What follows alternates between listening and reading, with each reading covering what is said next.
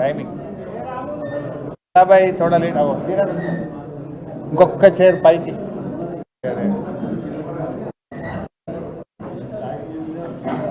सीना ఒక చైర్ బాబు పైకి గడుందిరా చైర్ బాగుండదా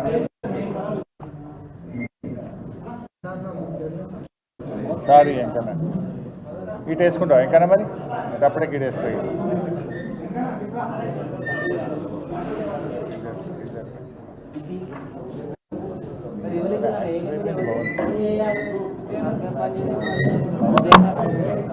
फोन फोन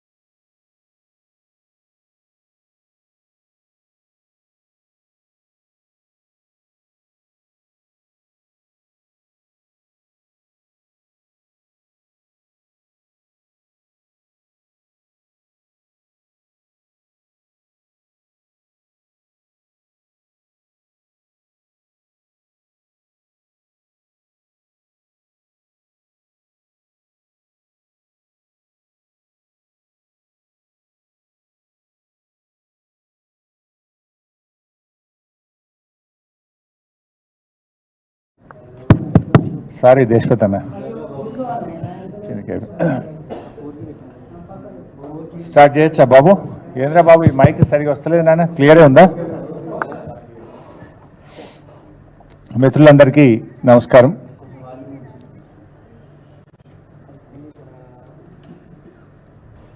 రాష్ట్రంలో కాంగ్రెస్ ప్రభుత్వ తీరు రాష్ట్ర ముఖ్యమంత్రి వ్యవహార శైలిని రాష్ట్ర ప్రజలందరూ కూడా గమనిస్తూ ఉన్నారు రేవంత్ రెడ్డి తీరు ఎట్లా ఉందంటే దొంగతనం చేసిన దొంగనే జనంలో పడి దొంగ దొంగ అని బిగ్గర వచ్చిందట ఇవాళ రేవంత్ రెడ్డి తీరు కూడా అట్లా ఉంది రుణమాఫీకి ఎగనామం పెట్టిండు పైగా రుణమాఫీ చేసినట్టు పోజులు కొడుతున్నాడు ఇప్పుడు నువ్వు పాక్షికంగా చేసినా అంటే తప్పకుండా ఒప్పుకుంటాం పూర్తిగా చేసినా అంటే మేము ఒప్పుకోవడానికి సిద్ధంగా లేము నువ్వు ఆగస్టు 15లోగా రుణమాఫీ మొత్తం చేసి తీరుతా అని దేవుళ్ళ మీద ఒట్లు పెట్టినావు కానీ చేసింది ఏంది పాక్షికంగా మాత్రమే చేసినావు నేను పాక్షికంగా చేసిన తప్పయింది అని క్షమాపణ అడుగు లేదు నీకు నిజాయితీ ఉంటే రాజీనామా చేయి కానీ మొత్తం చేసిన అని చెప్పి నువ్వు నోరు బిగ్గరగా చేసుకున్నంత మాత్రానో బూతులు మాట్లాడినంత మాత్రాన ప్రజలు క్షమించరు బీఆర్ఎస్ పార్టీ నిన్ను వదిలిపెట్టదు మీ రుణమాఫీ కథ ఎట్లుందంటే వెనకటికెవడో పంచపాండవులు అంటే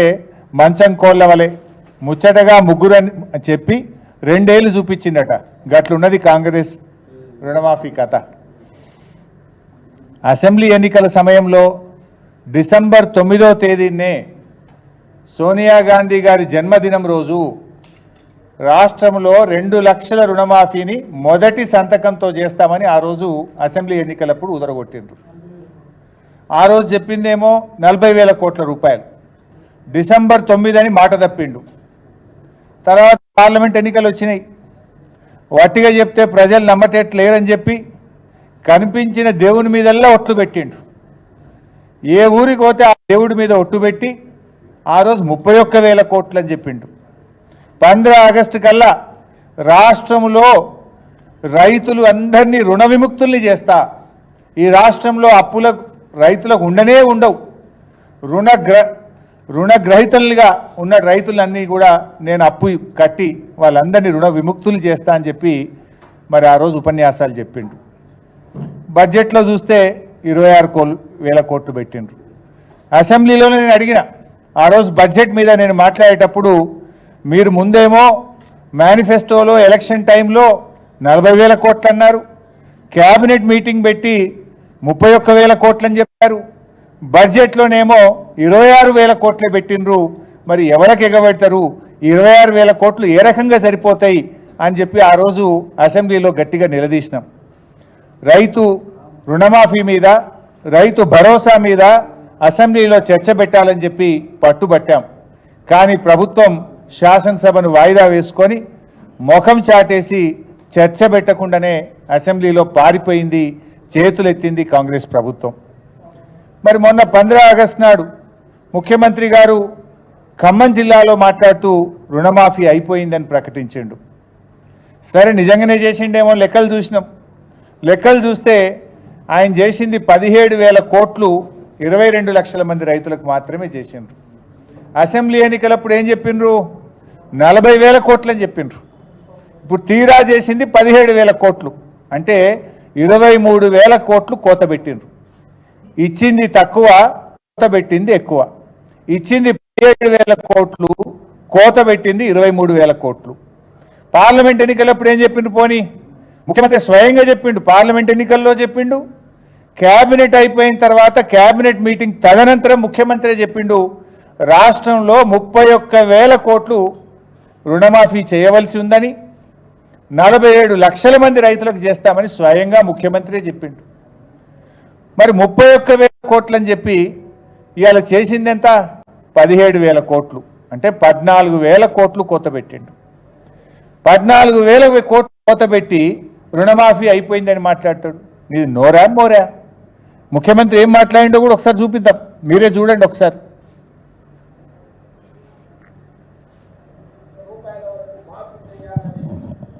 మా మంత్రివర్గంలో మేము నిర్ణయం తీసుకున్నాము.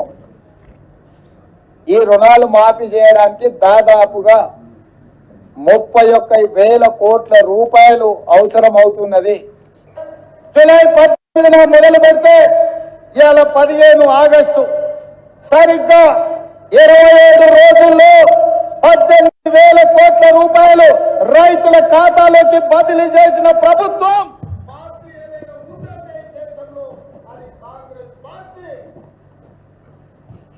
ఆయనే స్వయంగా చెప్పిండు 31,000 కోట్లని. అది క్యాబినెట్ మీటింగ్ యొక్క రిజల్యూషన్.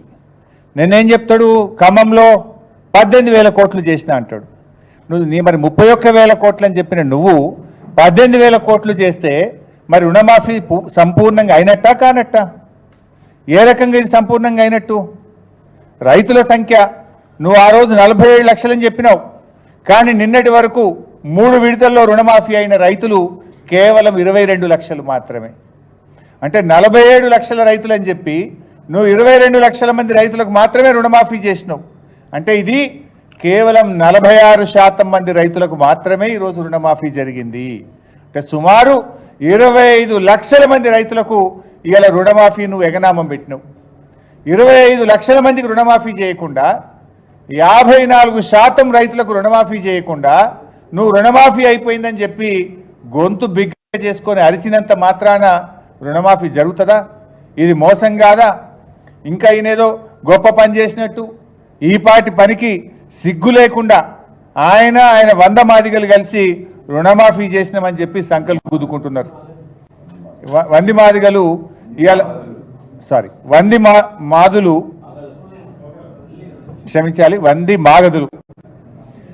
మాగదులు రుణమాఫీ పూర్తయిందని ఈరోజు వాళ్ళు సంకల్పం గుద్దుకుంటున్నారు. నిజంగా అయింది ఎంత? అయింది తక్కువ, కానటువంటి రైతులు ఎక్కువ. 54% మంది రైతులకు రుణమాఫీ కాలేదు. ఇవి నేను చెప్పిన లెక్కలు కాదు, స్వయంగా క్యాబినెట్ నిర్ణయాలు. క్యాబినెట్ అయిన తర్వాత ముఖ్యమంత్రి చెప్పిండు, ఇది 31,000 కోట్లని 47 లక్షల మంది రైతులకు రుణమాఫీ చేస్తాం ఆగస్టు 15లోగా అన్నారు. క్యాబినెట్ నిర్ణయం అన్నారు, కానీ చేసింది 17,000 కోట్లు, జరిగింది 22 లక్షల మంది రైతులకు. అంటే ఈ ప్రభుత్వం ఇవాళ రుణమాఫీ విషయంలో పూర్తిగా ఫెయిల్ అయిపోయిందని చెప్పి మనం చక్కగా చెప్పుకోవడానికి అవకాశం ఉంది. ఇప్పుడు ఎట్లుందంటే చెప్పటోనికి చెవుడైనా వినటోనికన్నా వివేకం ఉంటుంది కదా. నువ్వు నీ ముఖ్యమంత్రి కుర్చీలో కూర్చున్న నోటికొచ్చిన మాట్లాడతావు, కానీ వినే ప్రజలు నేనేమనుకోవాలి? ఆ పదవికి ఉన్న గౌరవం పోదా? నువ్వు క్యాబినెట్లో చెప్పిందేమో 31,000, 17,000 కోట్లు చేసి రుణమాఫీ చేసిన అంటే ఇది ప్రజలను, రైతులను, ఈ రాష్ట్రాన్ని తప్పుదో పట్టించడం తప్ప ఇంకోటి కాదు. అయినా ఇంకో మాట, గతంలో మా ప్రభుత్వం ఉన్నప్పుడు ₹1,00,000 రుణమాఫీ చేస్తే 36 లక్షల మంది రైతులకు రుణమాఫీ జరిగింది. ఆ రోజు 17,000 కోట్లు చేశాం. మరి నువ్వు 2 లక్షలకు రుణమాఫీ చేస్తే సంఖ్య పెరుగుతుందా తగ్గుతుందా? నువ్వు 2 లక్షల రుణమాఫీకి చేస్తే ఇప్పుడు నువ్వు ఎంతమందికి అయిందంటున్నావు? 22 లక్షల మందికి అయిందంటున్నావు. మరి 36 నుంచి 22 అంటే 14 లక్షల మంది తగ్గుతారు ఎక్కడన్నా? మేము ఆనాడు ₹1,00,000 రుణమాఫీ చేస్తే 36 లక్షల మంది రైతులకైంది. మరి 2 లక్షల రుణమాఫీ చేస్తే 22 లక్షల మందికి ఎట్లయితుంది? అంటే 14 లక్షల మంది రైతులకు నువ్వు కోత పెట్టినావు. వాస్తవానికి 36 కంటే పెరగాలి. 1,00,000కు 2 లక్షలకు తేడా ఉంది కదా. మేము ఆనాడు 1,00,000 చేస్తేనే 36 లక్షలు అయితే, నువ్వు 2 లక్షలు చేస్తే ఈ 47 లక్షలు జరగాలి కదా. కానీ 22 లక్షల మందికే చేసినావంటేనే దీంట్లో అర్థమైపోయింది ఎవరిని మభ్యపెడుతున్నావు, ఇవాళ ఏమనుకుంటున్నారు, ఎవరిని మోసం చేస్తున్నారు అనేది చాలా స్పష్టంగా ఈ రాష్ట్ర రైతులందరికీ కూడా అర్థమవుతా ఉంది. పట్టబగలు నట్టనడి బజార్లో ఇవాళ నిట్ట నిలువున రైతుల్ని ముంచి పరేషాన్ చేస్తున్నావు. నువ్వు నిజంగానే రుణమాఫీ అయిందనుకుంటున్నావా? ఒకవేళ రేవంత్ రెడ్డి గారికి నేను సవాల్ విసురుతున్నా, నిజంగా సంపూర్ణంగా రైతు రుణమాఫీ పూర్తయిందంటే నువ్వే చెప్పు, ప్లేస్ చెప్పు, డేట్ చెప్పు, టైం చెప్పు, ఏ జిల్లాకు పోదాం, ఏ మండలానికి పోదాం, ఏ గ్రామానికి పోదాం, నువ్వు చెప్పు, నేను వస్తా. నా నియోజకవర్గానికి వస్తావా, నీ నియోజకవర్గానికి పోదామా, రాష్ట్రంలో ఎక్కడ పోదామో నువ్వే డిసైడ్ చేయి. అక్కడనే పోయి ఆ ఊర్లో రైతులను అడుగుదాం, కుల్లా రుణమాఫీ అయిందో కాలేదో తేల్చేద్దాం. ఊకే నువ్వు నోరున్నది కదా, మైక్ ఉన్నది కదా అని నోటికొచ్చినట్టు మాట్లాడితే రుణమాఫీ కాదు. పోదాంపా, ఏ ఊరికి పోదామా, ఏ ఊర్లో పోయి అడుగుదాం రుణమాఫీ సంపూర్ణంగా అయిందా కాలేదా. నువ్వు చెప్పిన ప్రకారంగా 15 ఆగస్టుకు ఆ గ్రామంలో రైతులందరికీ రుణమాఫీ అయిందా లేదా, మరి అక్కడనే పోయి అడుగుదాం. నేను ఉదాహరణ చెప్తా. ఇవాళ మా జహీరాబాద్ నియోజకవర్గంలో ఏడాకులపల్లి అనే ఒక పిఎస్సిఎస్ ఉంటుంది, కోఆపరేటివ్.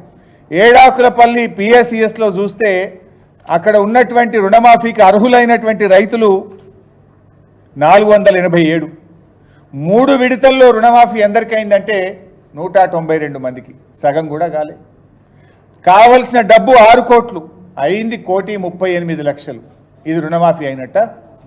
అదేవిధంగా నా నియోజకవర్గంలో తడకపల్లి అనే గ్రామం, సిద్దిపేట మండలం తడకపల్లి గ్రామంలో రుణమాఫీకి అర్హులు 720, అయింది 355. అయింది 355. అదేవిధంగా బోరంపేట మా వివేక్ గౌడ్ గారి నియోజకవర్గంలో, కుత్బుల్లాపూర్ నియోజకవర్గం బోరంపేట పిఎస్సిఎస్లో 632 మంది రైతులు ఉంటే కేవలం 14 మందికి మాత్రమే లోన్ వేవర్ జరిగింది. ఇక రుణమాఫీ అయిపోయిందని నువ్వు మాట్లాడబడుతుంది.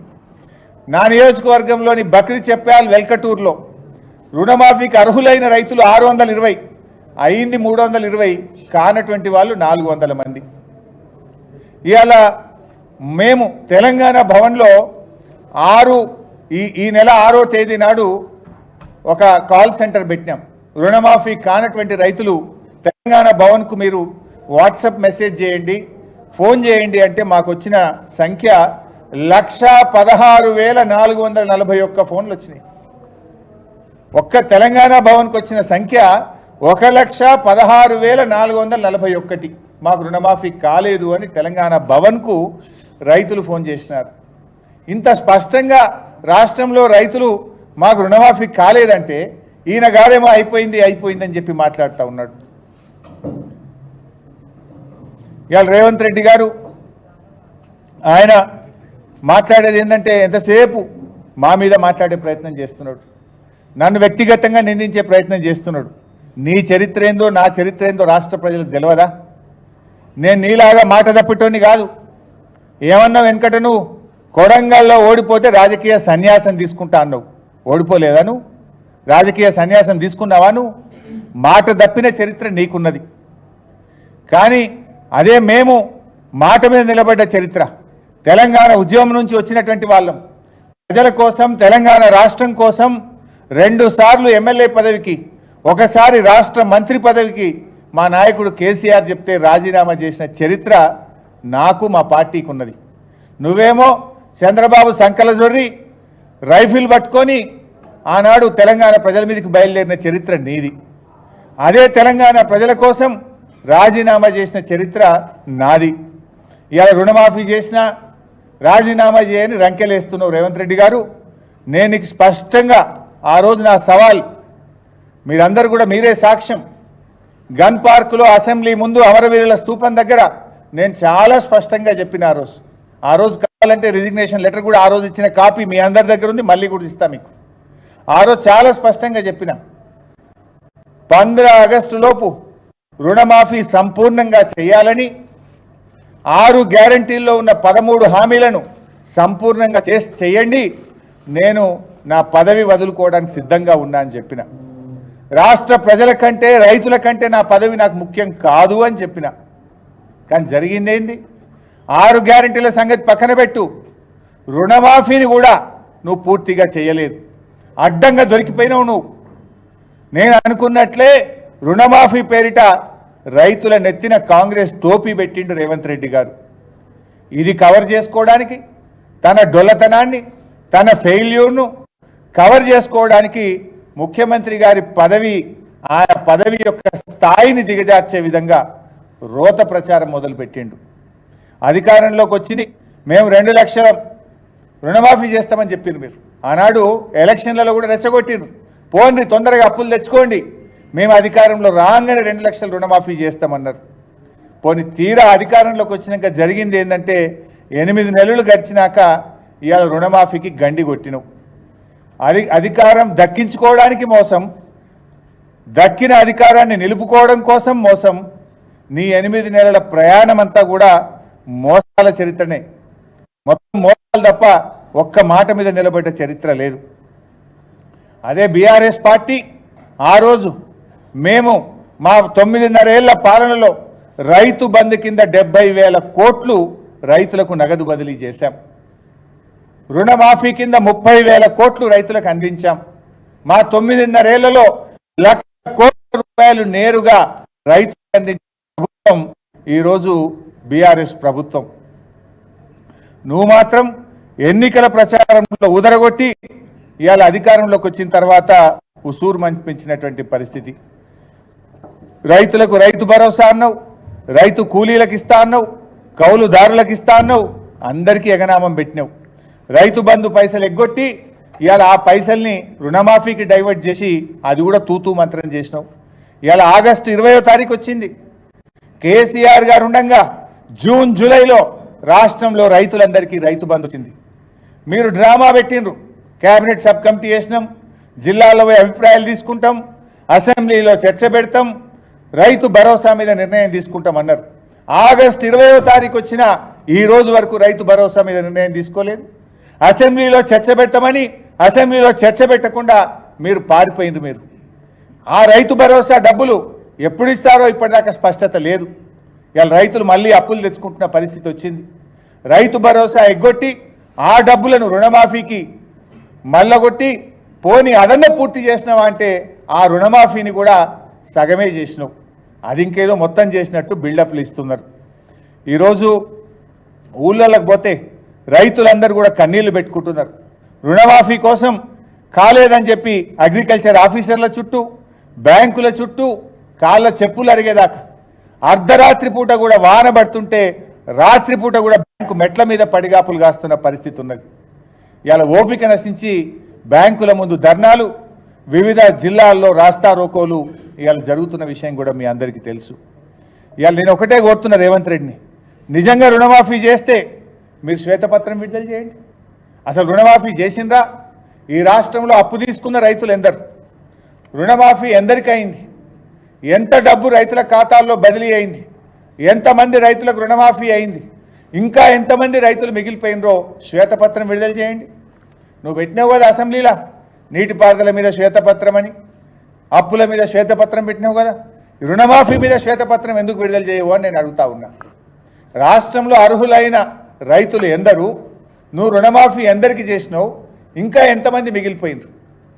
ఎన్నికల ముందు 40,000 కోట్లంటివి, క్యాబినెట్లో 30,000 కోట్లంటివి, చేసిందేమో 17,000 కోట్లు. 17,000 కోట్లు అన్నది కూడా బోగస్ లెక్కలే. ఇవాళ ఆ 17,000 కోట్లు కూడా ఈ రోజుకు రైతుల అకౌంట్లలో పోలేదు. రైతు ఖాతాల్లో పడ్డది ఎన్ని? ఇలా చాలా ఈ 17,000 కోట్లు కూడా రిటర్న్ వస్తూ ఉన్నాయి. ఏది? ఆధార్ కార్డు పాస్బుక్ మ్యాచ్ కాలేదని, రేషన్ కార్డు లేదని, నువ్వు వేసిన 17,000 కోట్లలో కూడా చాలా బయటకు వచ్చినాయి. దమ్ముంటే, నీతి నిజాయితీ ఉంటే శ్వేతపత్రం విడుదల చేయాలని నేను ముఖ్యమంత్రిని డిమాండ్ చేస్తా ఉన్నా. అసలు ఈరోజు రాష్ట్రంలో ఉన్న రైతులు ఎందరు, అప్పున్న వాళ్ళు ఎందరు, ఎందరికి రుణమాఫీ అయింది, ఎంత డబ్బు రైతుల ఖాతాల్లో జమ అయింది, ఇంకా ఎంత డబ్బు రైతులకు ఇవ్వాలనో శ్వేతపత్రం విడుదల చేయాలని చెప్పి తెలంగాణ రైతాంగం పక్షాన నేను ఈ ప్రభుత్వాన్ని డిమాండ్ చేస్తా ఉన్నా.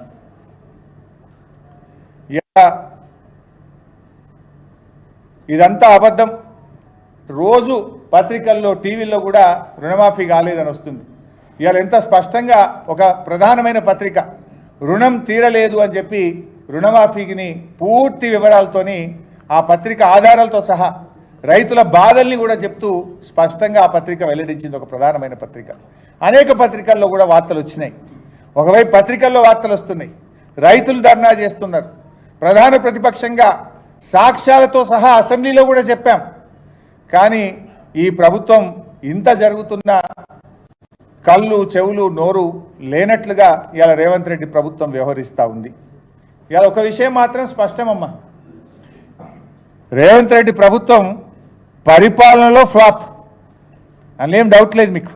ఇవాళ రాష్ట్రంలో చూస్తే హాస్టళ్లలో ఎలుకలు ఉరుకుతున్నాయి, దవాఖానలలో డెంగ్యూ మలేరియా వైరస్తో మంచాలు దొరుకుతలేవు, పల్లెల్లో పారిశుద్ధ్యం పడికెక్కింది, అంతా గందరగోళం. సంక్షేమ హాస్టళ్లలో పిల్లలు కలుషిత ఆహారం తిని ప్రతిరోజు ఆసుపత్రుల పాలవుతున్నటువంటి పరిస్థితి. అంటే పరిపాలనలో ఫ్లాప్ అనేం డౌట్ లేదు. రెండు విషయాల్లో మాత్రం రేవంత్ రెడ్డిని కొట్టేటోళ్ళు ఎవరు లేరబ్బా. రెండు విషయాల్లో రేవంత్ రెడ్డి టాప్. తొండి చేయడంలో తోపు, బూతులు తిట్టడంలో టాపు. ఇంట్లో మాత్రం ఆయన దాటోడు ఎవరు లేడు. పరిపాలనలో ఫ్లాపు, తొండి చేయడంలో తోపు, బూతులు తిట్టడంలో టాపు. ఇంట్లో మాత్రం ఎవరికి అనుమానం ఉండాల్సినటువంటి అవసరం లేదు. ఇలా రుణమాఫీ చేయలేక చేతులు ఎత్తేసినందుకు నువ్వు రాజీనామా చేయాలి. నువ్వు బేషరతుగా రాజీనామా చేయాల్సింది నువ్వు. దేవుళ్ళ మీద ఒట్లు పెట్టి మోసం చేసింది నువ్వు. సిగ్గు లేకుండా ఇంకా వెనకటికో సామెత ఉంటుంది, చోరు ఉల్టా కోత్వాల్కు డాంటే అంటారు. ఇవాళ నువ్వే ఉల్టా ఇంకా మాట్లాడే ప్రయత్నం చేస్తున్నావు నన్ను రాజీనామా చేయమని. రుణమాఫీలో కోత, మాటలేమో రోత. ఇది రేవంత్ రెడ్డి వైఖరి. నీ బూతులతో రైతుల రుణమాఫీ పూర్తవుతుందా? నువ్వు బూతులు తిట్టినంత మాత్రాన రుణమాఫీ పూర్తవుతుందా? ఏమనంటే తొండి చేసుకుంటే మొండిగా మాట్లాడుతున్నావు. రంకెలేస్తే అంకెలు మారిపోవు, అబద్ధాలు నిజమైపోవు. నీ తిట్లతో రైతుల ఖాతాల్లో కోట్ల రూపాయలు పడవు. మమ్మల్ని తిట్లు తిడితే తిడతావు కావచ్చు, కానీ దేవుడి మీద పెట్టిన ఒట్లు ఎట్లా మర్చిపోతావో అని నేను అడుగుతా ఉన్నా. రేవంత్ రెడ్డి గారు ఏమన్నారు? ఎన్ని దేవాలయాల మీద ఒట్లు పెట్టిండు ఒకసారి మీరే చూడండి. ఆయన పెట్టిన ఒట్లు ఇంత అంత కాదు.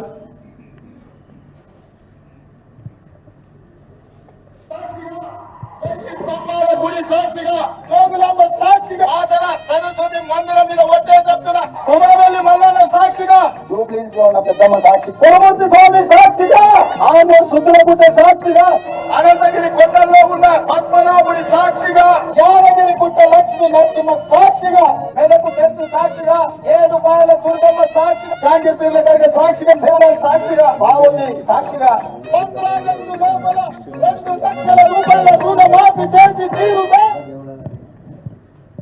హిందూ దేవుళ్ళు, ముస్లిం దేవుళ్ళు, క్రైస్తవ దేవుళ్ళు, ఈ రాష్ట్రంలో ఉండే అందరూ దేవుళ్ళ మీద ఒట్లు పెట్టాడు. ఇవాళ రేవంత్ రెడ్డి గారు ఎన్ని దేవాలయాల మీద ఒట్లు పెట్టిండో మీరే విన్నారు. యాదాద్రి లక్ష్మీనరసింహస్వామిగా, రామప్ప దేవాలయ శివుడి సాక్షిగా, సమ్మక్క సారాలమ్మ సాక్షిగా, 1000 స్తంభాల గుడి సాక్షిగా, జోగులాంబ సాక్షిగా, బాసర సరస్వతి సాక్షిగా, జూబ్లీ హిల్స్ పెద్దమ్మ సాక్షిగా, కురుమూర్తి సాక్షిగా, సిద్ధులగుట్ట సాక్షిగా, అనంతగిరి కొండల్లో పద్మనాభుడి సాక్షిగా, పాలమూరు ప్రజల సాక్షిగా, జాంగీర్ పీర్ దర్గా సాక్షిగా, సేవాలాల్ సాక్షిగా, బాపూజీ సాక్షిగా, మెదక్ చర్చి సాక్షిగా, ఏడుపాయల దుర్గమ్మ సాక్షిగా అంటూ గుడి మీద, చర్చి మీద, మసీదుల మీద పెట్టి 15 ఆగస్టు లోపు రుణమాఫీ పూర్తి చేస్తానని ఎన్నికల్లో వాగ్దానం చేసిండ్రు. ఓడ దాటదాకా ఓడమల్లప్ప, ఓడ దాటినాక బోడమల్లప్ప. పార్లమెంట్ ఎన్నికలు పూర్తయిపోయినాయి. ఇవాళ చేతులు ఎత్తిండు రేవంత్ రెడ్డి గారు. ఇక్కడ బాధ కలిగేది ఏంటంటే పాలకుడిగా నువ్వు పాపాలు మూడగట్టుకున్నావు. భయం ఏంటంటే రాష్ట్రానికి ఎక్కడ లత్తగొడుతుందో అని ప్రజలు భయపడుతున్నారు. ఎందుకంటే పాలకులు పాపం చేస్తే మరి రాష్ట్రానికి లత్తగొడుతుంది కదా. నువ్వు ఈ రాష్ట్రాన్ని పరిపాలిస్తున్నావు. రేవంత్ రెడ్డిగా నువ్వు ప్రమాణాలు చేస్తే మాకు ఇబ్బంది లేదు, కానీ రాష్ట్ర ముఖ్యమంత్రిగా ప్రమాణం చేసినవే, దేవుళ్ళను మోసం చేసినావు కదా, రైతులకు తీరని ద్రోహం చేసినావు, దేవుళ్లకు తీవ్రమైన అపచారం చేసినావు. దేవుళ్ళ మీద ఒట్టుపెట్టి మాట తప్పిన పాపం ఊరికే పోదు, అది రాష్ట్రానికి చుట్టుకుంటుందేమో అని దేవుణ్ణి నమ్మే వాళ్ళంతా భయపడతా ఉన్నారు. ఆ భగవంతుడి మీద నమ్మేవాళ్ళు, ఆ చర్చిను నమ్మేవాళ్ళు, మసీదులను నమ్మే వాళ్ళను ఇవాళ వాళ్ళందరూ కూడా భయపడతా ఉన్నారు. నువ్వు ప్రాయశ్చిత్తం చేసుకుంటే మంచిదే, నువ్వు చేసుకునే రకం కాదు. అందుకే నీ పాపం ప్రజలకు శాపం కావద్దని నేనే ఆ దేవుళ్ళ దగ్గరికి వెళ్తా. ఈ రాష్ట్ర ప్రజలకు కీడు జరగొద్దని ఆ భగవంతుని నేను వేడుకుంటా.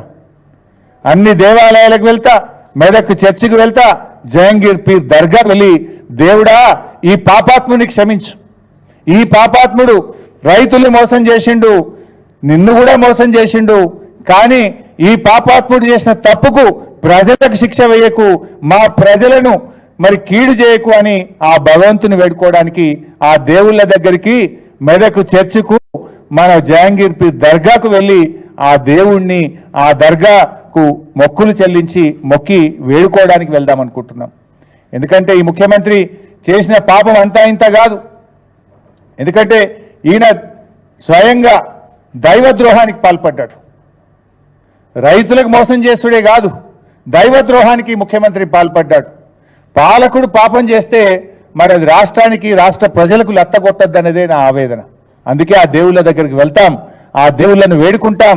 దేవుడా ఈ పాపాత్ముని క్షమించు, రాష్ట్రానికి హాని చేయకు అని చెప్పి ఆ భగవంతుని ప్రార్థించడం కోసం నేనే స్వయంగా దేవుళ్ళ దగ్గరికి మా ఎమ్మెల్యేలు, మా పార్టీ నాయకులం వెళ్ళి మరి ఆ భగవంతుని వేడుకోవాలనుకుంటా ఉన్నాం. ఎందుకంటే ఈ ముఖ్యమంత్రి ఇవాళ ఇంకోటి సింపుల్, మీరందరూ కూడా సీనియర్ జర్నలిస్టులు, రుణం మాఫీ అయిందా లేదా అని తెలుసుకోవడానికి ఏమైనా రాకెట్ సైన్స్ విద్య కావాలన్నా బైసాబ్? ప్రైమరీ స్కూల్ పిల్లగాడిని అడిగినా చెప్తాడు, ప్రైమరీ స్కూల్ పిల్లగాడు కూడా చెప్తాడు కదా ఎంతమంది రైతులు రుణం తీసుకున్నారు, వారికి కావాల్సిన మొత్తం ఎంత, ఎంతమంది అకౌంట్లలో డబ్బులు పడ్డాయి, ఎంత డబ్బు పడ్డది అన్నదే విషయం కదా. ఆగస్టు 15లోగా ముఖ్యమంత్రి గారు చెప్పినట్టు 31,000 కోట్లు రైతుల అకౌంట్లలో పడితే నిజంగానే రుణమాఫీ అయింది అనుకునేటోళ్ళం. కానీ ముఖ్యమంత్రి చెప్పిండు ఆగస్టు 15 నాటికి 17,000 కోట్లే వేసిన అని చెప్పిండు. అంటే మిగతా 13,000 కోట్లు 15 ఆగస్టు నాటికి నువ్వు వెయ్యలేదు అనేది స్పష్టం కదా. ఇంకా ఉల్టా నన్ను రాజీనామా చేయమంటాడు, ఎక్కడైనా దూకి చావమంటాడు, సిగ్గులేని జాతి అంటాడు, తాటి చెట్టు లెక్క వెరిగినావు అని చెప్పి బాడీ షేమ్ చేస్తున్నాడు ముఖ్యమంత్రి.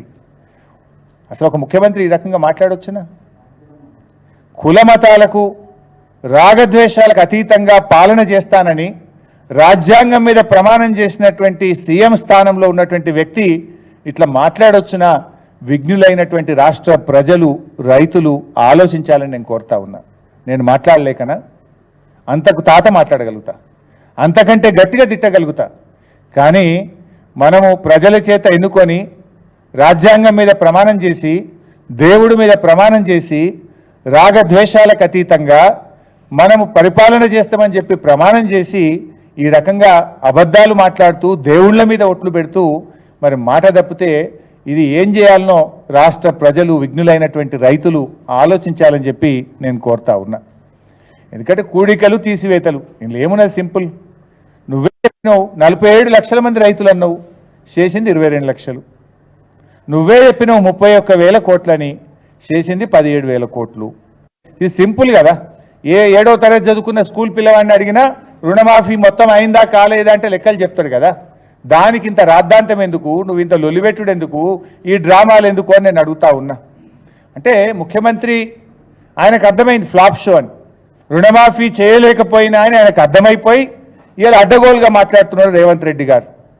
ప్రతిపక్షాన్ని సైద్ధాంతికంగా ఎదుర్కొనలేక ఇవాళ సీఎం రేవంత్ రెడ్డి ప్రశ్నిస్తున్న వాళ్ళను చావాలని కోరుకుంటున్నాడు. ప్రశ్నించిన వాళ్ళను, మేము ఆ రోజు ఉద్యోగాల గురించి మాట్లాడితే చావాలని మాట్లాడిండు, రైతుల రుణమాఫీ మాట్లాడితే చావాలని కోరుకుంటున్నాడు. ఈయన చూస్తుంటే ఎట్లా కనబడుతుందంటే రేపు భౌతిక దాడులకు కూడా పురిగొల్పేటువంటి ప్రయత్నం చేస్తున్నట్టు కనబడతా ఉంది. అంటే ఇవాళ జావాలనుకున్నాడు రేపు చంపడానికైనా ప్రయత్నం చేస్తాడా అనే అనుమానం కలుగుతూ ఉంది ఈరోజు. అయినా మేము భయపడం, నీ గాడ్ ఫాదర్లకే భయపడలే, నీ తాటాకు చప్పుళ్లకు బెదరం మిస్టర్ రేవంత్ రెడ్డి గుర్తుపెట్టుకో అని చెప్తా ఉన్నా నేను. ఇవి నువ్వు ఈ రకంగా ఏదో బుల్డోజ్ చేస్తా అంటే ఇక్కడ మేము ఉద్యమంలో నుంచి వచ్చిన వాళ్ళం, పోరాటాల నుంచి వచ్చిన వాళ్ళం, రానే రాదన్న తెలంగాణ సాధించినటువంటి వాళ్ళం. ఎట్టి పరిస్థితుల్లో నిన్ను వదిలిపెట్టం. ఖచ్చితంగా ఈ రాష్ట్రంలో రైతులకు రుణమాఫీ జరిగేదాకా, రాష్ట్రంలో రైతులందరికీ రైతు భరోసా వచ్చేదాకా బీఆర్ఎస్ పార్టీ రైతుల పక్షాన పోరాడుతూనే ఉంటుంది. ఇలా రుణమాఫీలో నువ్వు వెళ్ళిపోయినావు, రుణమాఫీ విషయంలో నువ్వు మాట తప్పినావు. నీకు అసలు నన్ను ప్రశ్నించే నైతికతనే ముఖ్యమంత్రికి రేవంత్ రెడ్డికి లేదు. అది నీకు కూడా తెలుసు. నీ ఆత్మ సాక్షిగా గుండె మీద చేసుకొని చెప్పు, నీకు తెలియదా? కానీ తెలుసు కనుకనే నువ్వే దొంగతనం చేసిన దొంగ వల్లే దొంగ దొంగ అని అనుకుంటా జనంలో పడి అరుస్తా ఉన్నావు.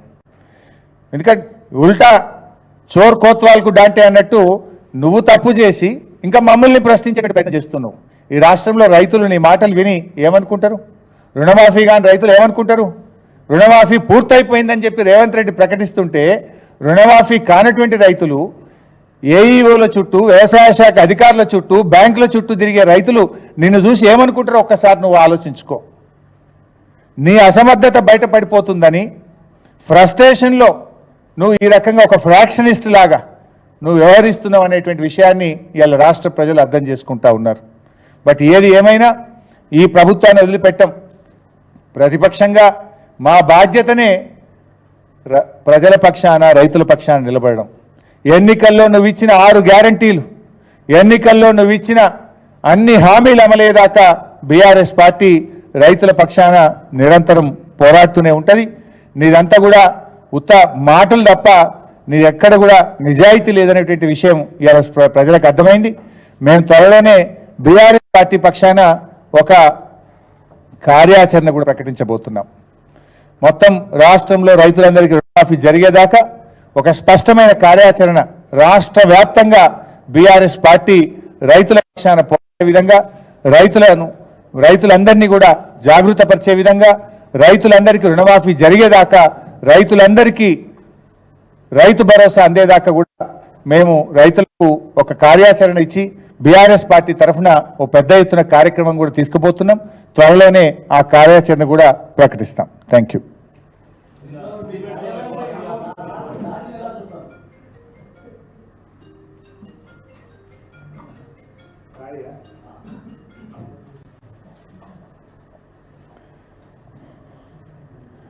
ఇప్పుడు మేము ఏమడిగినాం బైసాబ్? నువ్వు ప్రజలకు మాట ఇచ్చిన రైతు రుణమాఫీ చేయమని అడిగినాం, అంతే కదా? నేను అసెంబ్లీలో అడిగినా, బయట అడిగినా, ప్రభుత్వానికి సవాల్ వేసిన. నేను అడిగింది ఏమి గొంతమ్మ కొరకే కాదు, నేను అడిగింది నా వ్యక్తిగతమైన విషయం అంతకంటే కాదు. నువ్వు ఆ రోజు డిసెంబర్ 9 నాడే 2 లక్షల రుణమాఫీ చేస్తానని, రైతులందరూ పరిగెత్తి బ్యాంకులకు వెళ్ళి అప్పులు తెచ్చుకోండి, మొదటి సంతకం రుణమాఫీ మీదనే అని చెప్పి నువ్వు మాట్లాడినావు. నువ్వు డిసెంబర్ 9 చేయలేదు. ఏనాడే గద్దెనెక్కినావు, 2 రోజుల ముందే ఎక్కినావు, కానీ డిసెంబర్ 9 రుణమాఫీ చేయలేదు. నువ్వు రుణమాఫీ చేయలేదని నువ్వు ప్రజలకు ఇచ్చిన హామీని నేను ప్రశ్నించిన. ఒక ప్రధాన ప్రతిపక్ష పార్టీగా ప్రశ్నించడం నా బాధ్యత, నా హక్కు, ప్రజలు నాకు ఇచ్చిన బాధ్యత. నేను నిన్ను ప్రశ్నిస్తే నువ్వు 15 ఆగస్టులోకి చేస్తా అని కొత్త డెడ్ లైన్ పెట్టినావు. పోనీ ఆ 15 ఆగస్టులోగానైనా చేసినావా అంటే ఆ 15 ఆగస్టు లోపు కూడా నువ్వు రుణమాఫీ చేయలేదు. చెప్పింది 46 లక్షల మంది రైతులు, చేసింది 22 లక్షల మందికి. చెప్పింది 31,000 కోట్లు, చేసింది 17,000 కోట్లు. అది కూడా నేను ప్రశ్నిస్తే, నేను సవాలు వేస్తే నువ్వు ముందుకు వచ్చినావు. అది కూడా నేను ఇవాళ రైతుల పక్షాన మా పోరాటం, బీఆర్ఎస్ యొక్క కృషి ఇవాళ పాక్షికంగా 46% రైతు రుణమాఫీ అయిందంటే కూడా అది బీఆర్ఎస్ యొక్క పోరాట ఫలితం. బీఆర్ఎస్ ప్రశ్నిస్తే జరిగింది. కానీ ఇవాళ నువ్వేం చేస్తున్నావు? నువ్వు రైతులకు రుణమాఫీ చేయమంటే ఇవాళ భౌతిక దాడులకు పురిగొల్పే విధంగా ముఖ్యమంత్రి రెచ్చగొడుతున్నాడు, చావుమని మాట్లాడుతున్నాడు, కాంగ్రెస్ కార్యకర్తలు రెచ్చగొట్టే ప్రయత్నం చేస్తుండు. ఇలా మా క్యాంప్ ఆఫీస్ మీద కాంగ్రెస్ గుండాలతోని దాడి చేపించింది. ఇది ప్రభుత్వ ఆస్తులు కాదా? ప్రభుత్వ ఆస్తుల మీద దాడికి ముఖ్యమంత్రి పురమాయిస్తారా? ఇలా ప్రభుత్వ ఆస్తుల్ని ధ్వంసం చేసిన పాలకపక్షం రేపు ప్రైవేట్ ఆస్తుల్ని కొల్లగొట్టడమో లెక్కనా ఈ ప్రభుత్వానికి? ఏం సందేశం ఇస్తున్నారు ముఖ్యమంత్రి గారు? మీరు ఇలా దాడులు చేస్తే రాష్ట్రానికి పెట్టుబడులు వస్తాయా? పెట్టుబడులు పెట్టే వాళ్ళు ముందుకు వస్తారా? నువ్వు అమెరికా, కొరియాకు వెళ్ళింది పెట్టుబడులక, ప్రతిపక్ష నేతలపై దాడులకు శిక్షణ పొందడానికి పోయినవా అని నేను అడుగుతా ఉన్నా. ఇవాళ నీ బూతులతో రైతులకు రుణమాఫీ పూర్తి కాదు. ఇవాళ నీ తిట్లతో రైతుల అకౌంట్లలో కోట్లు పడాయి. ఇవాళ నువ్వు నీ అసమర్థత, నీ చేతగాంతనం, నీ ఫెయిల్యూర్, రైతులకు నువ్వు మోసం చేసిన నీ దగాకోరుతనం బయటపడుతుందని చెప్పి ఇలా డైవర్షన్ టాక్టిక్స్ చేస్తూ, ప్రశ్నించిన వాళ్ళ మీద దాడులు చేస్తూ, ఇవాళ మా కార్యాలయాల మీద దాడులకు పాల్పడుతున్నాడు ముఖ్యమంత్రి గారు. ప్రజలు అన్ని గమనిస్తున్నారు. మేమేమి ఈ దాడులు మాకు కొత్త ఏం కాదు. సమైక్యవాదులు ఆ రోజు మా మీద ఎన్నో అక్రమ కేసులు పెట్టిండ్రు, మా మీద ఎన్నో దాడులు జరిగినాయి. అయినా మేము భయపడలే. మేము తెలంగాణ ప్రజల పక్షాన పోరాటం చేసినాం, తెలంగాణ రాష్ట్రాన్ని సాధించినాం. ఇప్పుడు కూడా తప్పకుండా ప్రజల పక్షాన పోరాడుతూనే ఉంటాం, రైతుల పక్షాన పోరాడుతూనే ఉంటాం. ఈ దాడులు దేనికి మంచివో, ఇవి రాష్ట్రానికి ఏ రకంగా మేలు చేస్తాయో ఒక్కసారి ఆలోచించుకోండి. 10 ఏళ్ళు మేము అధికారంలో ఉన్నాం. ఆ రోజు మేము దాడులు చేస్తే ఈ పరిస్థితి ఉండునా? చేసినామా ఏ రోజన్నా? ఇవాళ మాకు చేయచేతగాకనా? మేము కొన్ని ప్రజాస్వామ్య విలువలకు, పద్ధతులకు కొన్ని కట్టుబడి ఉన్నటువంటి వాళ్ళం. కానీ మీరు ఇవాళ ప్రశ్నించిన వాళ్ళపై దాడులు చేస్తూ, ప్రజల పక్షాన నిలబట్టే సమాధానం చెప్పలేక వ్యక్తిగతమైనటువంటి దాడులకు, మా కార్యాలయాలపైన దాడులకు పాల్పడతా ఉన్నారు. దీన్ని తీవ్రంగా ఖండిస్తున్నాం. ఇటువంటి చర్యలు పునరావృతమైతే మరి దాని పరిణామాలు కూడా చాలా తీవ్రంగా ఉంటాయని చెప్పి హెచ్చరిస్తున్నాం.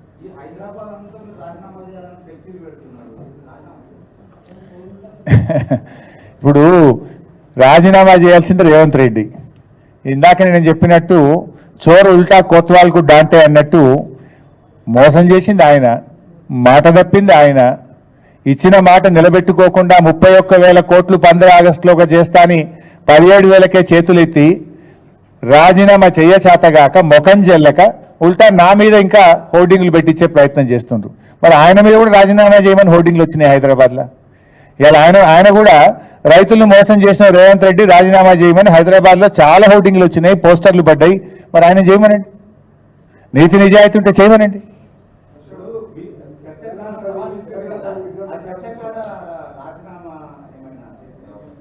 ఏమంటారే? తప్పకుండా ఈ ప్రభుత్వం యొక్క ఫెయిల్యూర్ని ఎండగడతాం, ఈ ముఖ్యమంత్రి గారు దాకోర్తనాన్ని ఎండగడతాం, ముఖ్యమంత్రి గారు మాట తిప్పిన తీరును ఎండగడతాం, ప్రజల్లోకి వెళ్ళి అన్ని వివరంగా చెప్తాం. పైసా అది నిన్న దేశపతి అని చెప్పిండు. మళ్ళీ నేను దేశపతి అని నిన్న చెప్పిండు కదా, మా పార్టీ లైను నిన్న ఎమ్మెల్సీ దేశపతి శ్రీనివాస్ గారు చెప్పింది కదా. నేను నా ప్రోగ్రామ్ అనౌన్స్ చేస్తా ఇవాళ రేపట్లో. I will release my schedule. ఆ షెడ్యూల్ విడుదల చేసి ప్రతి దేవుడి దగ్గరికి వెళ్తా. రాష్ట్ర ప్రజలకు ఇబ్బంది జరగొద్దని, రాష్ట్ర ప్రజల్ని మరి ఇబ్బందుల్లో పడొద్దు, ఈ ముఖ్యమంత్రిని ఈ పాపాత్మని క్షమించండి, ఈ ప్రజలకు హాని చేయొద్దని చెప్పి భగవంతుని వేడుకుంటా.